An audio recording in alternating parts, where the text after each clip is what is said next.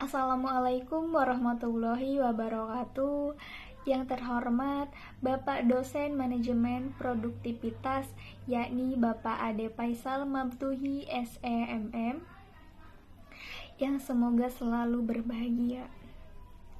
Puji syukur, marilah kita panjatkan kepada Allah Subhanahu wa Ta'ala atas rahmat berupa kesehatan dan salawat serta salam semoga tetap tercurahkan kepada Rasulullah Sallallahu Alaihi Wasallam.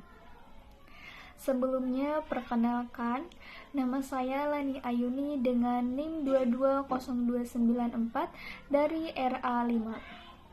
Tujuannya dibuat presentasi ini adalah untuk memenuhi tugas ulangan tengah semester. Dan isi presentasi ini merangkum semua tentang pembahasan materi dari awal perkuliahan sampai pertemuan 8 di semester 6 ini. Baik, tanpa berlama-lama, kita langsung mulai pembahasan presentasi. Kita masuk pada slide pertama. Di sini ada definisi produktivitas dan jenis-jenis produktivitas. Produktivitas adalah tentang seberapa efisien kita menghasilkan sesuatu atau output dengan sumber daya yang digunakan, yaitu input. Tugas utamanya adalah merencanakan, melaksanakan, dan mengevaluasi cara kerja agar lebih baik penilaiannya melihat seberapa banyak hasil yang didapat dan upaya yang dikeluarkan. Nah, selanjutnya di sini ada jenis-jenis produktivitas. Nah, di sini jenis-jenis produktivitas itu ada 3 bagian. Yang pertama di sini ada produktivitas parsial. Yang dimaksud dengan produktivitas parsial yaitu mengukur rasio output terhadap satu jenis input saja. Dan produktivitas parsial ini terbagi 2, yaitu produktivitas tenaga kerja, di mana output per unit input tenaga kerja, misalnya unit produk per jam kerja karyawan. Satunya lagi yaitu produktivitas modal, yaitu output per unit input modal, misalnya pendapatan per nilai aset. Selanjutnya ada produktivitas faktor total. Di sini yang dimaksud dengan produktivitas faktor total yaitu mengukur rasio output terhadap kombinasi dari beberapa input utama, biasanya tenaga kerja dan modal, dan sering dianggap sebagai cerminan dari kemajuan teknologi, efisiensi manajerial, dan skala ekonomi.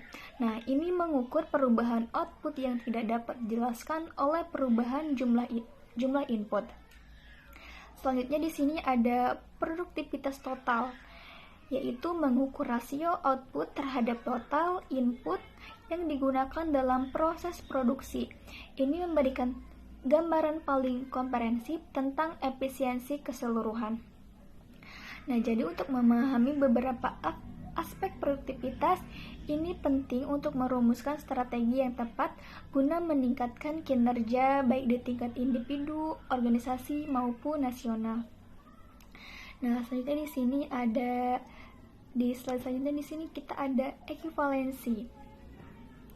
Nah, ekivalensi berarti adanya kesetaraan atau kesepadanan dalam aspek-aspek tertentu yang memungkinkan perbandingan yang adil dan bermakna antara perusahaan tanpa evaluasi. Perbandingan bisa menjadi tidak valid atau menyesatkan karena Anda membandingkan, contohnya apel dengan jeruk.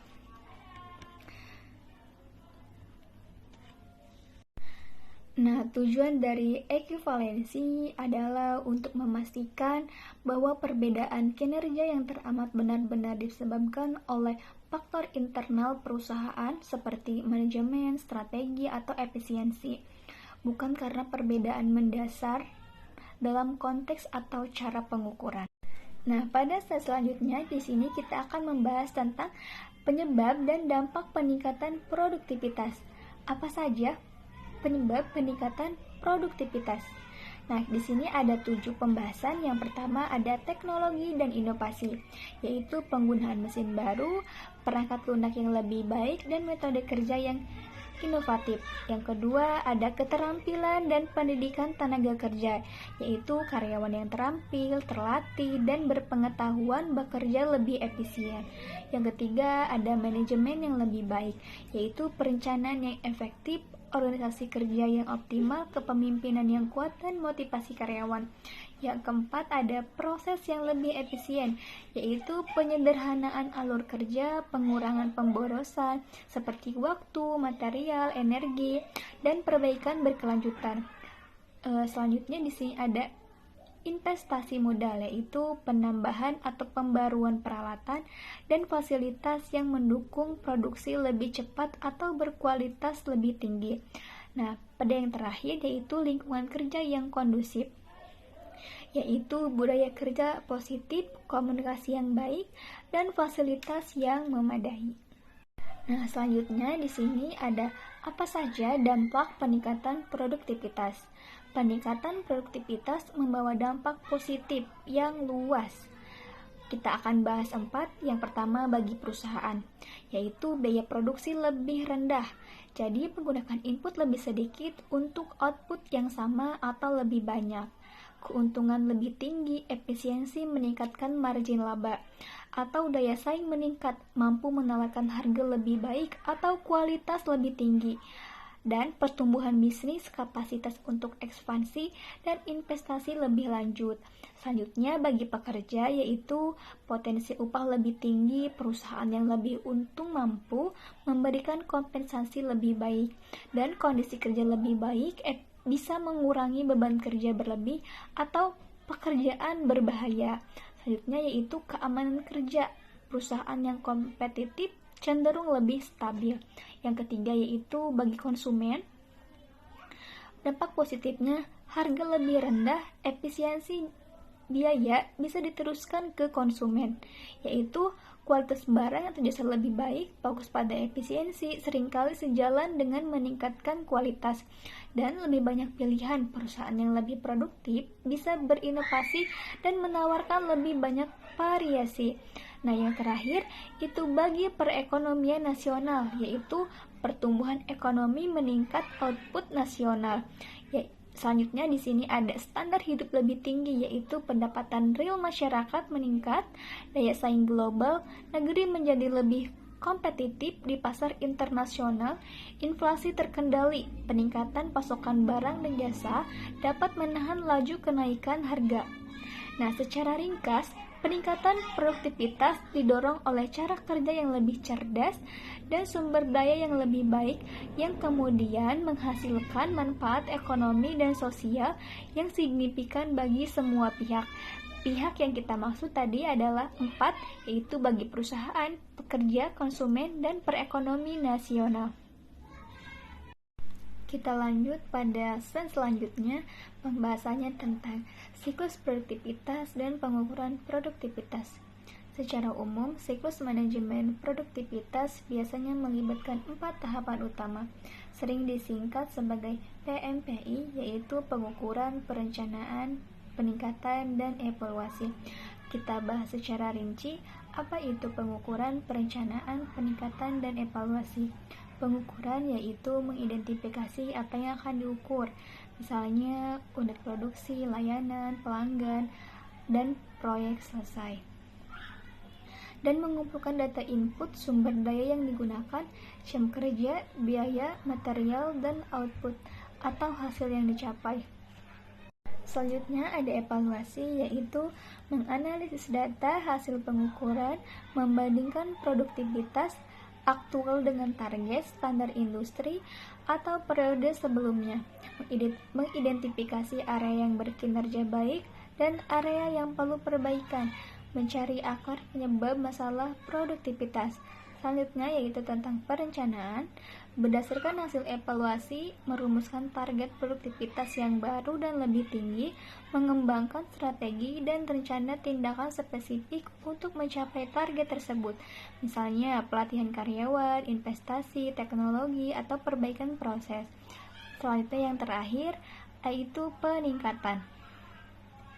Melaksanakan rencana tindakan yang telah disusun, menerapkan perubahan pada proses, sistem, atau metode kerja, memastikan sumber daya tersedia dan tim terlibat. Nah, setelah tahap peningkatan, siklus kembali ke pengukuran untuk menilai dampak dari perubahan yang dilakukan, dan proses ini berulang terus-menerus sebagai upaya perbaikan berkelanjutan. Nah, pada slide selanjutnya kita akan membahas tentang evaluasi produktivitas. Evaluasi produktivitas adalah proses sistematis untuk menilai seberapa baik sumber daya input digunakan untuk menghasilkan output, serta mengidentifikasi area untuk perbaikan. Nah, apa saja yang akan dilakukan untuk melakukan evaluasi produktivitas? Di sini ada beberapa. Yang pertama yaitu menetapkan tujuan evaluasi. Yang kedua, mengidentifikasi objek evaluasi dan metrik. Yang ketiga ada mengumpulkan data. Yang keempat ada menganalisis data. Yang kelima ada menginterpretasikan hasil. Yang keenam ada menyusun rekomendasi. Yang ketujuh ada melaporkan hasil dan rekomendasi. Dan yang terakhir ada merencanakan tindak lanjut. Nah, intinya evaluasi produktivitas yaitu melibatkan pengukuran kinerja, perbandingan dengan standar, analisis penyebab, dan perumusan solusi untuk mencapai efisiensi yang lebih baik. Nah, pada slide selanjutnya yaitu kita akan membahas tentang perencanaan produktivitas, jangka panjang dan jangka pendek, SMART, dan langkah-langkah untuk mencapai target. Nah, pengertian dari perencanaan produktivitas yaitu adalah proses menetapkan tujuan peningkatan efisiensi dan efektivitas serta merumuskan strategi dan tindakan untuk mencapai tujuan tersebut. Nah, pada perencanaan produktivitas berdasarkan waktu itu terbagi dua. Yang pertama ada perencanaan jangka pendek. Nah, perencanaan jangka pendek itu fokus pada peningkatan cepat dan hasil segera, biasanya dalam periode harian, mingguan, bulanan, hingga 1 tahun. Contoh tindakannya yaitu perbaikan alur kerja minor, penjadwalan yang lebih baik, penggunaan alat bantu sederhana, pelatihan keterampilan dasar, kampanye pengurangan pemborosan tertentu.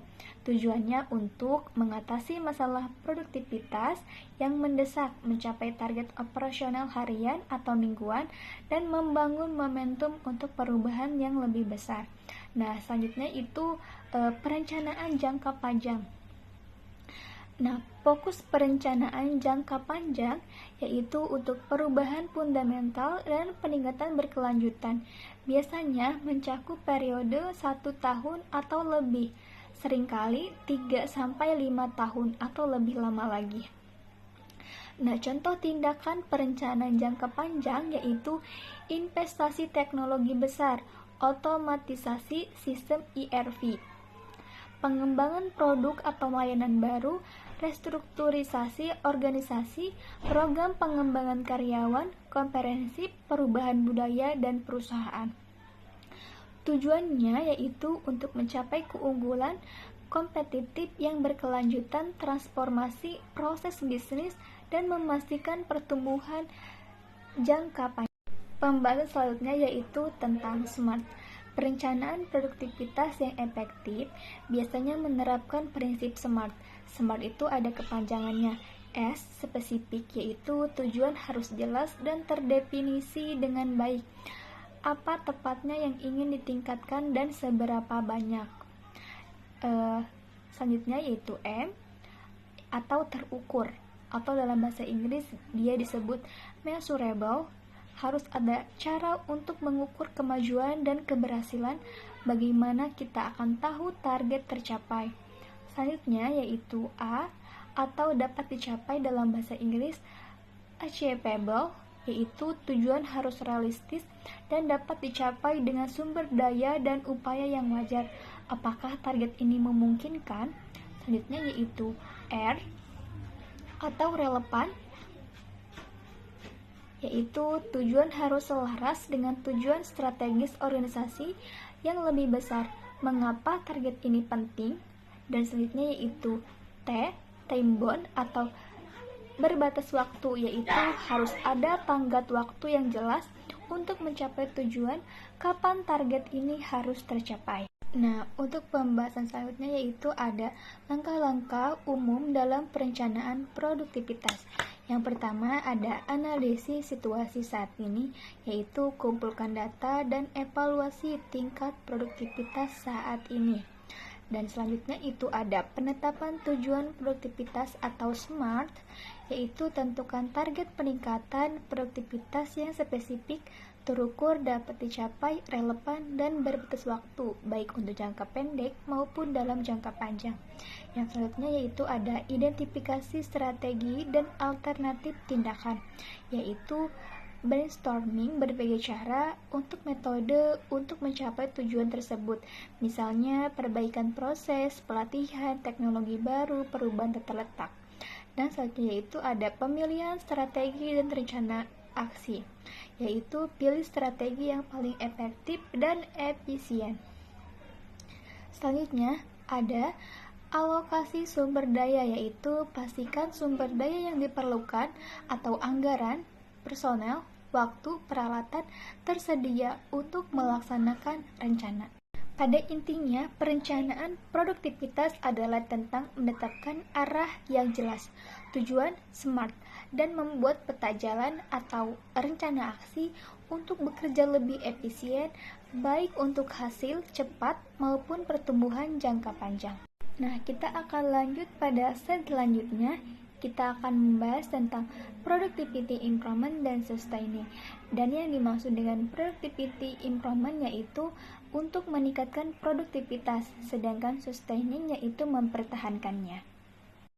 Nah, kita akan bahas secara rinci, yaitu untuk meningkatkan produktivitas itu ada 5. Yang pertama ada proses yang efisien, yaitu analisis dan sederhanakan alur kerja, atau hilangkan langkah-langkah yang tidak perlu, kurangi pemborosan seperti waktu, materi, dan energi, dan optimalkan urutan pekerjaan. Yang kedua ada teknologi dan alat yang tepat, investasi atau manfaatkan teknologi, perangkat lunak dan peralatan yang dapat otomatisasi tugas, mempercepat proses atau meningkatkan kualitas output. Dan yang ketiga ada keterampilan dan pengetahuan karyawan, yaitu berikan pelatihan yang relevan, dorong pengembangan diri, dan pastikan karyawan memiliki kompetensi yang dibutuhkan untuk melakukan pekerjaan secara efektif. Dan yang keempat ada manajemen dan kepemimpinan yang efektif. Tetapkan tujuan yang jelas, berikan umpan balik yang konstruktif, motivasi tim, dan ciptakan lingkungan kerja yang mendukung kolaborasi dan inovasi. Dan yang terakhir, itu ada pengukuran dan umpan balik. Yang dimaksud yaitu tetapkan metrik produktivitas yang jelas, ukur kinerja secara teratur, dan gunakan data tersebut untuk mengidentifikasi area yang perlu ditingkatkan. Nah, pembahasan selanjutnya yaitu tentang sustaining atau mempertahankan. Nah, di sini ada 5 pembahasan, kita akan bahas secara rinci. Yang pertama ada standarisasi proses, yaitu setelah menemukan cara kerja yang lebih baik, dokumentasikan dan standarisasikan proses tersebut agar konsisten diterapkan. Yang kedua ada pelatihan berkelanjutan, yaitu pastikan karyawan baru dilatih dengan standar yang ada, dan karyawan lama mendapatkan penyegaran atau pelatihan lanjutan untuk menjaga keterampilan tetap relevan. Yang ketiga ada pemantauan dan pengukuran rutin. Terus pantau metrik produktivitas, jika ada penurunan segera identifikasi penyebabnya dan ambil tindakan korektif. Dan yang keempat ada sistem penghargaan dan pengakuan. Akui dan beri penghargaan atas upaya dan pencapaian produktivitas untuk menjaga motivasi. Dan yang terakhir atau yang kelima yaitu budaya perbaikan atau berkelanjutan. Jadikan peningkatan produktivitas sebagai bagian dari budaya organisasi di mana setiap orang terus mencari cara untuk melakukan perbaikan kecil secara berkelanjutan. Nah, singkatnya, peningkatan produktivitas membutuhkan analisis perubahan dan investasi yang terarah, sementara mempertahankan produktivitas memerlukan konsistensi, pemantauan, adaptasi, dan pembudayaan pola pikir perbaikan berkelanjutan. Nah, kita lanjut pada slide selanjutnya. Di sini membahas tentang Total Productivity Model, yaitu model produktivitas total adalah pendekatan pengukuran produktivitas yang paling komprehensif. Model ini berusaha menangkap hubungan antara total output yang dihasilkan dengan total input yang digunakan dalam suatu proses produksi atau operasi. Nah, setelah kita membahas definisi Total Productivity Model, kita akan membahas keuntungan model produktivitas total. Nah, di sini terbagi 5. Yang pertama ada gambaran holistik, memberikan pandangan paling menyeluruh mengenai efisiensi, keseluruhan organisasi atau proses, tidak bias terhadap satu jenis input saja. Yang kedua ada alokasi sumber daya lebih baik, membantu manajemen memahami bagaimana kombinasi berbagai input mempengaruhi output sehingga dapat membuat keputusan yang lebih baik dalam alokasi sumber daya. Dan yang ketiga ada analisis perubahan lebih akurat, yaitu lebih baik dalam menganalisis dampak perubahan teknologi, skala ekonomi atau efisiensi manajerial karena mencakup semua input. Yang keempat ada benchmarking yang lebih komprehensif, memungkinkan perbandingan kinerja yang lebih mendalam dengan perusahaan lain atau standar industri jika data tersedia. Dan yang terakhir ada dasar perencanaan strategi, yaitu hasilnya dapat menjadi input penting untuk perencanaan strategi jangka panjang terkait investasi dan pengembangan. Nah, selain ada keuntungan model produktivitas total, di sini juga ada kerugian model produktivitas total, ada 4. Yang pertama ada kompleksitas pengumpulan data, mengumpulkan data yang akurat dan konsisten untuk semua jenis input bisa sangat sulit, memakan waktu dan mahal. Yang kedua, ada kesulitan pengukuran beberapa input. Beberapa input seperti model intelektual, kualitas manajemen, atau dampak lingkungan sulit untuk dikuantifikasi secara akurat dalam nilai moneter atau unit fisik.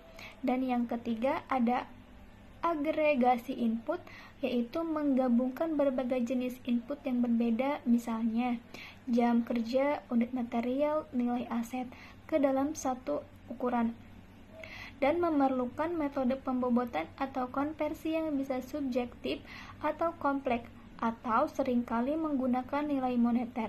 Dan yang terakhir ada kurang praktis untuk pengendalian operasi harian, yaitu model ini lebih cocok untuk analisis strategi dan jangka panjang daripada untuk pengambilan keputusan operasional sehari-hari yang cepat, di mana produktivitas parsial mungkin lebih berguna.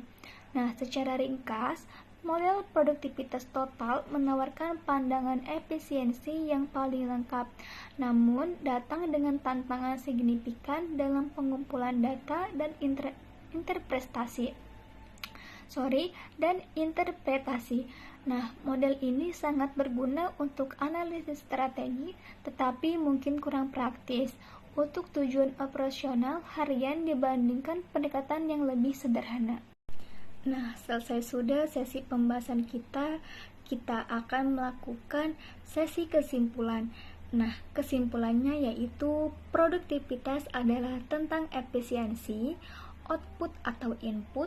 Untuk meningkatkannya, pahami jenisnya, lakukan evaluasi, dan rencanakan perbaikan. Saat membandingkan perusahaan, pastikan ada kesetaraan dasar. Peningkatan produktivitas karena teknologi SDM proses baik berdampak positif pada perusahaan, pekerja, konsumen, dan ekonomi. Ini adalah siklus ukur, evaluasi, rencanakan, tingkatkan. Dan evaluasi produktivitas memerlukan tujuan jelas. Tadi sudah kita bahas, pakai SMART terutama spesifik, analisis data, dan rekomendasi perencanaan produktivitas, yaitu jangka pendek dan panjang. Juga gunakan SMART dalam langkah terstruktur. Nah, untuk meningkatkan produktivitas, fokus pada proses, teknologi, dan SDM. Untuk mempertahankannya, standarisasi, pantau, dan budayakan perbaikan model produktivitas total paling lengkap tapi kompleks. Intinya, produktivitas itu soal kerja cerdas, butuh perencanaan, evaluasi, dan upaya berkelanjutan untuk hasil optimal. Nah, selesai sudah presentasi penyampaian saya. Mohon maaf jika banyak salah kata. Semoga kedepannya saya bisa lebih baik lagi. Wassalamualaikum warahmatullahi wabarakatuh.